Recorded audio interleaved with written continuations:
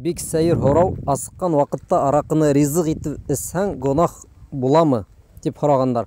Беренчедән, асыққан вакытта аракыны түгел, һауҙы эсһәң дә кеше туймай бит инде ул.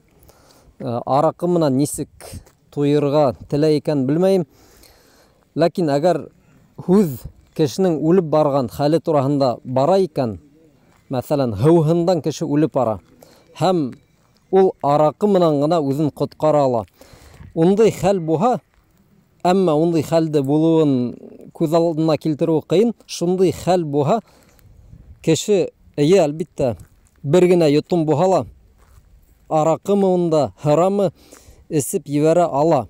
Ләкин ундай хәл зарурат дип аталһа ла, зарурат, русса необходимость. Ул бик һирәк осрай, я бөтөнләй осрамай. Дөрес, фикх китаптарында бындай хәлдәрҙе ҡарайҙар, тикшерәләр, һәм әгәр кеше ысынлап та үлеп бара икән, һәм тик ана шул аракыны йотоп ебәреүе уны коткара ала. Шул ваҡытта ярай тип яҙалар бит инде. Мәсәлән, үлеп бара, тамағына нимәлер торган, тағы ниндәйҙер сәбәп, ана шул ваҡытта ғына. Ләкин тағы бер дә әйтәбеҙ, ундай хәл бик һирәк осрай торган нәмә, һәм ана шул китаптарҙа миҫал булараҡ ҡына килтерелә.